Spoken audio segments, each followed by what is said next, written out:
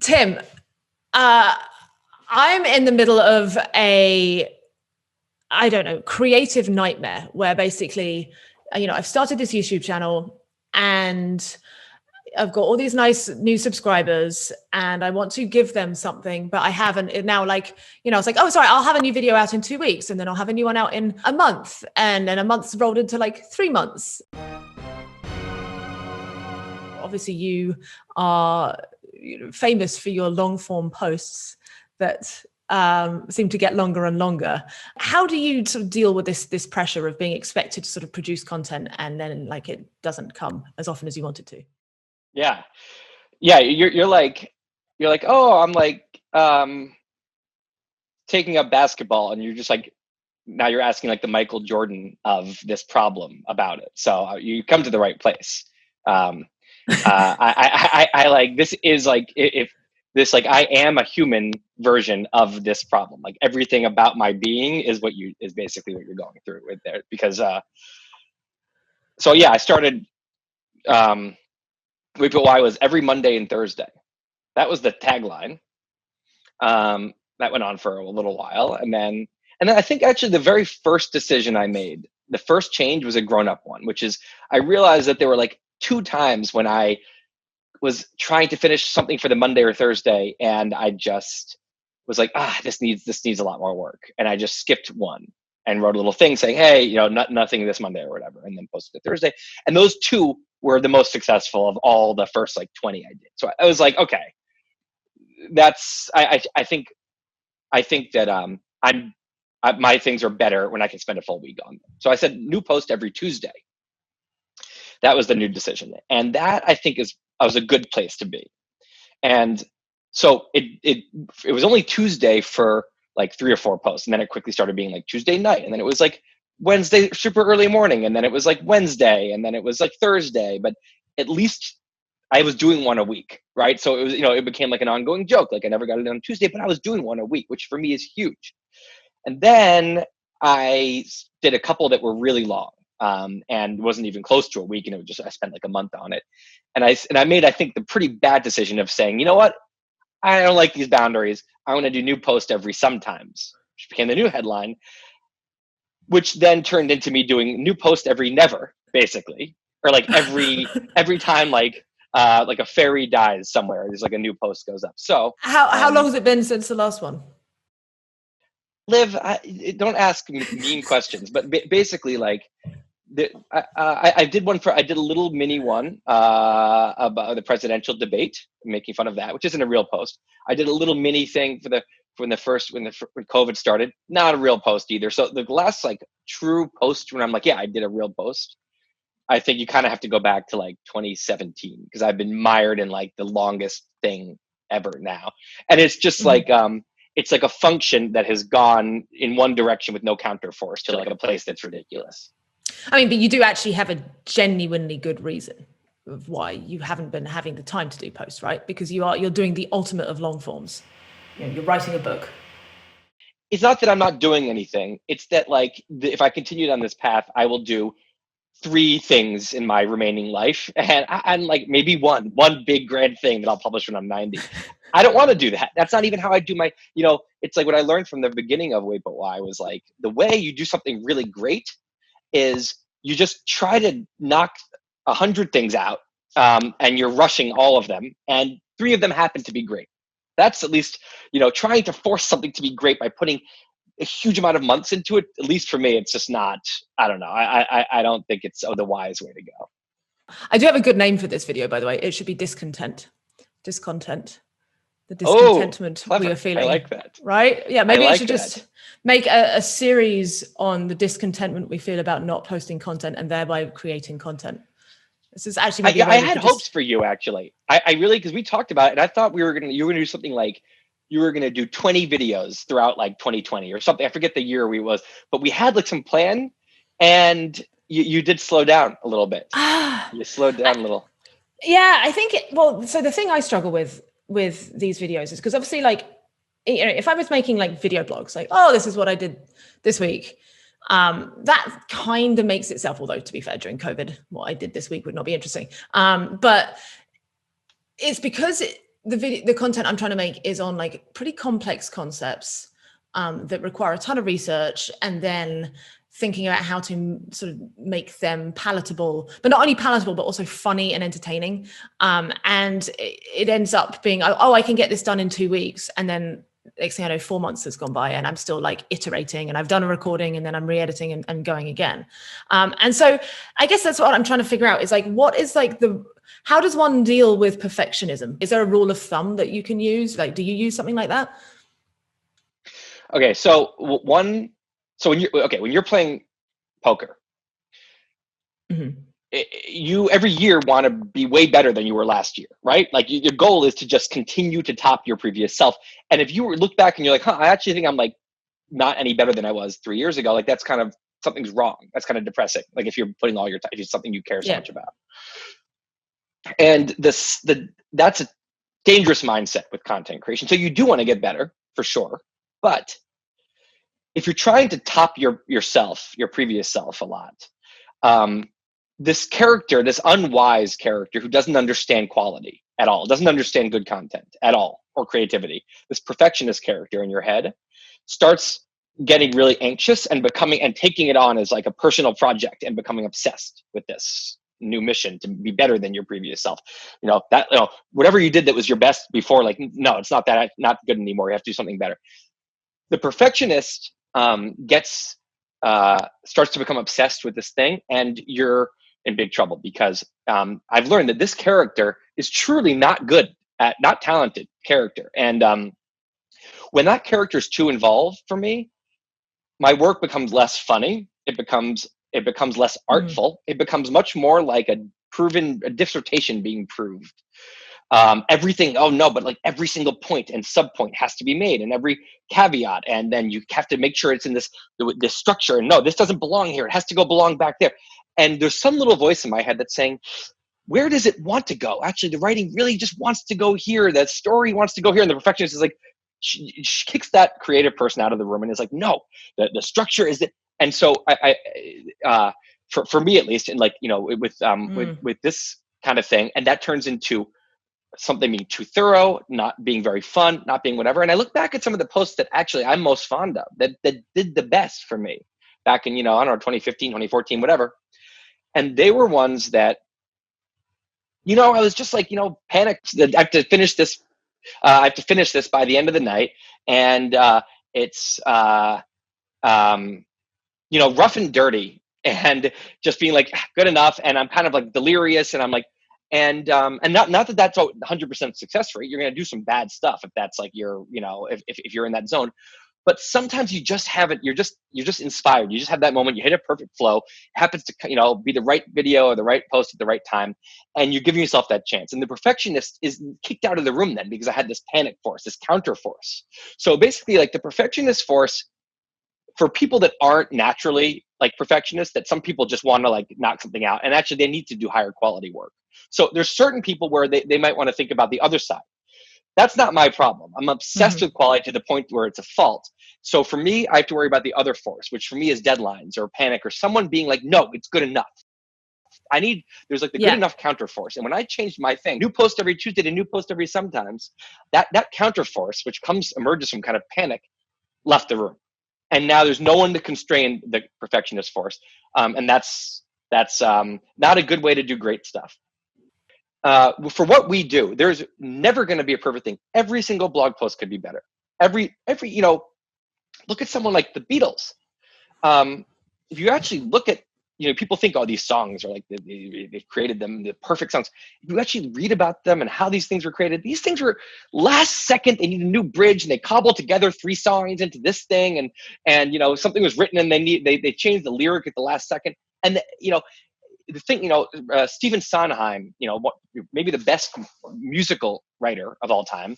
I saw an interview with him when someone said, is there any musical of yours you'd go back and change? He was like, all of them. Like they're all very imperfect. Like they make, a lot of them make me cringe. And I'm like, right. Because if he's trying to make a perfect musical, you spend your whole life and you still fail, because there's no such thing. You can't. So there's some arbitrary line where you have to say, this is imperfect, and I'm gonna publish it. And so, I think it's hard to remember that. so, I mean, you're writing a book. One of the things I struggle with when I'm trying to write a script for a video is sort of just like, first of all, I'll sort of sit down and I'll start writing, and I'm like, wait a second, let's actually just think about a structure. Like, what's, but we need like some questions you're going to have, like actually a beginning, a middle, and an end. And so usually, yeah, the way my process goes is I'll write a bunch of stuff, be all excited because I'm in the zone thinking. And then it's like, okay, now we need to actually turn this into something coherent. How do you, I mean, and when I've tried to like write anything longer form, I really get bogged down into the weeds of structuring. What is your, like, what was your process with this book? Like, did you sit and like plan out chapters beforehand, or did you just sort of go on this, just have this grand narrative arc, or, what did you do? So yeah, I got used to doing really short posts when I right. could, whip out a quick outline of like 10 bullet points and then just type and let the creative person in my head have fun. Just be an artist, be creative, be funny about it, be weird. Great, right? That turns into a good blog post, that style. Long things, I learned the hard way. It took me, I learned in this project that process doesn't work. Because if you try to get your outline perfect before you start writing, it's just too many ideas. It's too much. And what happens is what you forget about is that there's like, there really are different parts of your brain. And the part of my brain that outlines, that guy, the outliner, is not a creative person. It's not really his job to be creative, but he truly is not creative. And I say that meaning like when I'm outlining and I'm trying to, I'm going through it and I'm just struggling. I'm like, this isn't that good. It's just not, okay. I guess that works. And I hit these blocks and I'm like, and then I start writing. And the second I start actually writing, it's unbelievable how many problems are solved. So, all this much more clever way to structure this, and this much funnier way to present this metaphor is so much better than the one I had in the outline. And it's like, where was this guy for the last like 2 weeks when I just sat there being depressed about this not being that good? And I'm realizing now I wasted so much time on this outline that it doesn't even make sense anymore, because now suddenly like I'm like, oh no, I see. So what I've learned to do, if you're doing a long thing, and maybe even not, maybe even for a short thing, because you also, so the other side of that is if you just start writing, right? And if you just go, what happens is especially for a long thing, you end up realizing, this is redundant. And now I'm like 3/4 of the way through and I realized like I had to introduce this whole thing first. And now you have to kind of start over, right? So for me, what it is I realized there's, again, the perfectionist wants to say, we research and brainstorm, then we outline, then we write, then we draw, then we revise. That's what it seems like what adults do. Like grown-up adults would do when they go to write a big thing. Yeah. Right. It's like an architect, you don't start building the house till you have the plans completely done, right? And that's satisfying for him. He should have been an architect, but he's not. So instead, what I've learned is you have to do what your perfectionist character hates, which is this unsatisfying dance back and forth. So you do a little brainstorming, a little rough outlining. It's definitely not perfect. There's some major flaws. You're not quite sure how it's going to work. Start writing, start typing stuff. Some of this writing isn't going to work because the outline isn't fully done. You start typing, epiphanies happen. Go back to the outline, rework that, go back to the writing. And when the writing's done, probably go through and do a rewrite, right? Or maybe not a full rewrite, but a pretty serious revision. And as much as that sounds arduous, that actually goes quicker because you're just moving. You're moving, and it's done. I can hit a snag for like, I call it like a snag, where I'm just looking at the outline and there's some flaw. And I will spend a month just staring at. That is what makes things take a long time, is just going back and trying to redo the whole thing. And then it's just, let well enough be in this and move on to here. When you hit a snag, go back to this. And if you can like be a grown up enough to do it that way, I think you end up at the end with like a piece of work that involves both the kind of the mathematician, uncreative mathematician in your brain, and this artist, this unstructured artist in your brain that's funny and interesting. Yeah, you're basically sort of talking about, it's like system 1, system 2, the classic your brain versus intuition, whatever you want to call it, calculation versus intuition, where, your system 2 is your like logical train of thought, which is sort of like a very linear thought process. It's like this follows this, follows this, and it's like logical. But it's like you know, having a processor in series, basically. And then you've got intuition, which is just like this kind of like a big old clusterfuck of ideas, and we don't really know how it works. We just know that we have these flashes of insight, and it kind of like in like a neural net. You know, it's made from like they've been showing signs of intuition because they're doing basically parallel processing, and somehow this process of like all these things going on in parallel has this like emergent property of like just these ideas that come out, and they've shown that like these deep neural nets can have intuition. So it's kind of like you're sort of switching between these two processes and using them both, you know, each strength in the right ways. Like people who aren't content creators, I can kind of like compare it to, you know, if you're just like in a group of friends or at a dinner and you're just in a really funny zone, you're in that funny mood, you're kind of like in a zone and there's like a funny combo and you just like say something hilarious at the perfect moment, right? Yeah. Whoever that is in your head, that's your artist. That's your creative person, yes. right? That's this person that if you had to now pause the conversation at this moment and go and refresh on everything that was just said and look at the structure of the conversation and now design a perfectly funny joke for this moment, right? You can spend 3 hours. It's not going to be as funny. It's not going to be as perfect because that part of your brain does not understand. There's some flow going on that's very subconscious. And it's just, you know, and so it's when I'm outlining that part of my brain that's funny in a conversation that has that really funny moment is just not there. He's just not, I don't have access to him. Is this guy Stephen Kotler who talks about the flow state, which is, you know, where basically it's mostly referencing like these extreme athletes who are doing like some crazy skydiving or some incredible snowboarding or something like that, where basically time just like passes in this incredibly fast rate, and they're just like, it's literally the time of their lives that they're having, and he calls it flow, and basically you get it in these certain where the thing you're doing is hard enough to challenge you, but at the same time you're proficient enough so that you're not completely stressed. So it's like this like really fine line between sort of stress and comfort. And you can just get into this incredible flow state. And I find that I just like, sometimes when I'm writing, I'm just in that and it's so wonderful. And then other times it just isn't accessible. So maybe it's actually just a mood thing, because like some days I'm feeling more flowy than others. Yeah. I think it's a trap a little bit to say I'm going to write on the flowy days. Maybe you can. For me, almost and I've gotten into some really great flows, and it's like, it's exhilarating, right? It's like, you know, and it's you have a tremendous confidence. You just feel like you're kind of like in some synergy with the work you're creating that's really special. But almost every flow I've been in emerges from me not in a flow, sitting there being like, I have to finish this. Like I'm gonna panic. Panic for me, adrenaline. You know, late night, sometimes raw, like when your brain's not in a normal zone, like if I wake up at 4 a.m. and I just lift up my laptop, like all this creativity is there, or like if I underslept sometimes in a weird way. But either way, there's some panic, and I'm forced to just start working and just blow through the perfectionist that's normally there. And suddenly the flow that was not there, boom, there it is. Oh, wow, I got it. You know, and I suddenly, once you're in that flow, you know you're in a flow because nothing can tear you away. I mean, there's no impulse to procrastinate. It doesn't matter. You don't even consider eating. I won't go to the bathroom for like an hour after I feel like I have to. It's a very specific zone, but those zones for me happen when I start doing, and then suddenly I get lifted off.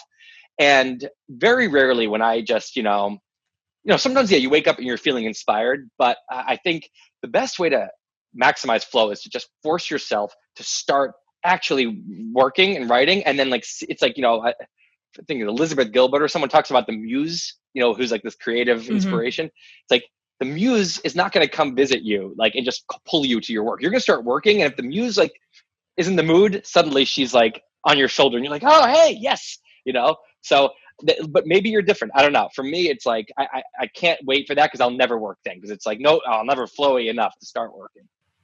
Right. So again, it's not having an unreasonable expectation. You just have to sit down and see how things start going, and maybe just have like a threshold of like, okay, I've been trying this for an hour and it's really not working. Let's take a break. Let's go do something else. So when you do a video, I want to understand. So your process is you'll come up with like a general idea, and then you write / structure it, and you get it ready. And then when you're filming, is it all planned, or do you ad lib? Like, how does that work? So in an ideal world, like the vision I have of grown up Liv, who's a competent video maker, is that I'll just have this idea. I'll understand all the concepts that I want to say. I'll have like some bullet points of like the general flow, and then I'll sit down and I'll turn the camera on, and just magic will pour out of me. And then I just don't have to, I go, okay, maybe you do 1 or 2 takes, edit it together, beautiful, done. But in reality, I've found myself going into this sort of safe zone of like, I'm going to just script everything, and I'm even going to almost repeat, actually learn it verbatim, and give it that way. And to be fair, on the really complex stuff, I do need to do that, because I'm just not, again, unless I'm like truly in like a 99th percentile day of performance, I'm not going to say the point as succinctly and as articulately as if I had written it out and scripted it well, which is fine. But the thing that I do keep running into is that I'll have the script, very happy, think it reads incredibly well, get my makeup done, get my set done, spend a day or 2 recording it all, editing it all together, put it together, and then I watch it and I'm just like, this sucks. This doesn't, like, the flow's not right. This bit's too long. And the thing is that basically something written on a page will be great. Something that's great on a page does not necessarily translate to, the video medium. So the thing I'm now doing is I will like basically film myself on my iPhone, just like reading the thing, but like basically performing the script to my iPhone in different angles, slam that together, and then have a look at it. Even actually add music as well. The music is so key. I didn't realize this. This is you're doing the thing I said, which is you're doing the alternating. You're not doing like all script writing and then all filming. You're actually like doing like a rough script writing, a rough filming, coming back to the script, coming back to that is exactly like what, it's like, I would have suggested that if you hadn't said it, because it's like, I feel like you learn so much about your script, and about what you want to actually say when you actually film it. Yeah, but exactly. But you also, the filming, the actual video gets so much better when that architect in your head, the uncreative architect, has some time to make sure it's cogent and it's succinct and it's not redundant and it has a beginning, middle, and end. So it's like, it's a collaboration in your own head. Yeah, it's a good point. It's like a collaboration between the different personalities, basically. Yes, and if one of them is doing, if one of them is being neglected in the process, like, it's going to suffer. I mean, we've talked about this, like the nightmare talks that we've given, where you wrote an incredible post on this, where it's like you have, you're giving a talk, you can either script it all word for word and memorize it and go out and sort of give a performance, or you can just have a few bullet points and understand them, and then just sort of basically answer these brief questions, ask yourself a question and then answer it however comes naturally. What you don't want to do is be in this middle zone where you kind of half script it and hideous, half memorize it, and then so on. And I've now been there. Like then your person. So if you're in what I think of as like, I think of as five zones. So you have zone 1, you're totally winging it, right? And you better be damn talented. Like you better be like Mark Twain, Winston Churchill, like, seriously. Level 2 is this, I have bullets. I know what I want to say, but I'm gonna, the slide comes up and I'm like, okay, right. So blah, blah, blah. And you're talking like you would to a bunch of friends, and you're talking. I think zone 2 is a good zone to potentially be in. Then you hit scripted. So now you've written the perfect script. Zone 3 is you're reading the script, which you can do at a wedding. I don't think that's a good idea, because you're not really saying it out of a brain. You're saying it out of a previous brain. You're reciting what someone else said, with your previous self. Zone 4 is you've memorized the script, but barely. That's the biggest nightmare. And then zone 5, you've memorized it. Like, you can say happy birthday. So you can sing happy birthday. You can sing happy birthday to someone at a table. Focusing on 10 other things. It's still coming out of your mouth because you know it so well, down ice cold. You're never going to forget the lyrics in the middle, right? So zone 2 is a good place to be. In bullet land, right? It's not, you have to, it's just challenging, but like it can produce something good. Once you start writing a script, you better go all the way to the end, because if you don't, what happens is, when you're in zone 2, your personality is there talking genuinely in the room in real time. It's a human talking. Cool, right? People like that. As soon as you start writing a script, the human now is gone, because the human self trying to just say the right thing that the actual brain is not in the room at all, is trying to. Right. And so you have to memorize it so well so that you can then basically be in the room focusing on the audience, because the memorization is so automatic. The TED Talk is stressful because you want to actually write the scripts, and now you might forget your lines on stage at TED. Well, so bad. I mean, you were there the very first. You probably didn't notice it, but I had, my talk was only 6 minutes long, so like that's not too much to memorize, fortunately. And I did get it down to like absolutely happy birthday, like full, like it was like counting 1 to 10. Like I was dreaming this shit. But then the first, I'm standing there, I get on the little red square or red circle, and I completely changed my first line. The first line out of my mouth, just different. And Igor was sitting there next to you, and obviously he had it completely memorized too, because he'd just been like there, like coaching me through the hell beforehand. And he was just like, oh God, oh no, this is bad. Like she's like literally like start singing a different song basically. But yeah, somehow it was okay. But but that's the thing is you memorized it well enough that a catastrophe happened that no one knew about, right? A catastrophe. And if you don't know it that well, that's going to throw you off. Any kind of fragile memorization you have is gone. So what happened is, because you knew it so well, it was there to save you. Like in that moment when like your conscious brain is basically shut down, your subconscious brain's like, I got it. And that's the power of happy birthday memorization, is like, it's like you can kind of survive anything that happens. Yeah, I think an important thing, basically, like as you said, like between if you're in zone 2 or zone 4, in both of those situations, you're able to actually interact with the audience. Like you're sort of emoting with them. You can make eye contact and so on. You're able to, you're in the room with them. When I'm in this, in the middle zone, one thing I call it the third personing, where I'm literally sort of floating above myself, looking down at my silly little head, saying these words. And I'm like, what is she saying? Look at that. I wonder what that person thinks, blah, blah, blah. And it's not where you want to be. Not where you want to be. It's so good because the audience, it's like you're having like micro thoughts where you're in between sentences, you'll have like 6 little micro thoughts that quickly pass through, and like this, like all these observations, all this other stuff, the thought that like, I'm here doing this. Oh, this is crazy. Oh, I'm going to be so happy when this is done. Like literally those thoughts are flashing through your head, like in between sentences. And somehow like it's yeah. And by the way, we're talking about, for me, blog posts. I think there's a parallel I'm thinking about here that I'm not sure I saw before, which is that with a short post, you can kind of do that zone too. Again, as I said, my outlines for a short post are like 5 bullet points, 10 bullet points, right? Which is great because my creative person can just, it's like, there's no burden of like this like hardcore architect being like, no, this next, the architect's like, yeah, this is the story generally. And then the creative person can go tell it. With a book, you can't really do that. It's too much. It's too cumbersome of a project where if you try to, it's like that creative person can't pull it off alone. It needs a lot more help from the architect. And so you kind of like, you have to kind of like think of each section kind of is like that. But I don't know. The architect is so much more important for a book, and which is for me been like a real struggle because I don't really like working with that guy. Your book's touching on the growing political polarization and how to heal our culture. Presumably that's something that needs a lot of architecture because it's something that you have to get right. It's anything that's political is a very hot topic. It's just so much.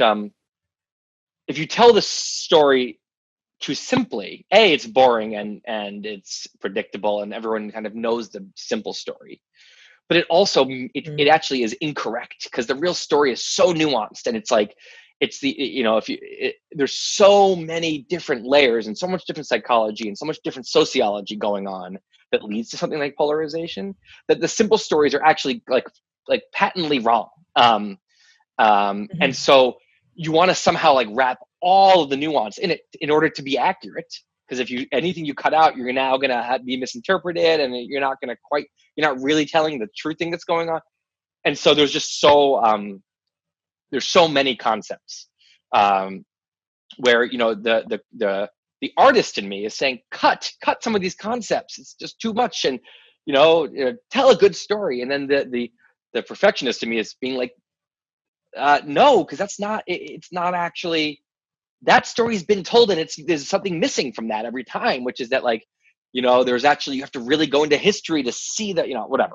So that's why this has been a really nightmare project, because I feel like it's very hard to be a good artist and also do it accurately. If you don't tell a political story well enough, what happens is either everyone thinks you're talking about the other people. So everyone ends up, you know, Right. which is easier, you know, to talk about, you know, tribalism in general. Everyone's thinking, yeah, those are the other guys. Or you just seem to be more political than you're actually being. Like, you seem like you're criticizing one movement or something, which is not really what you're doing. You're trying to tell about some underlying things going on. And, you know, it's like every conversation I have with a smart friend, I come out with like new ideas, because like everyone's thinking about this right now.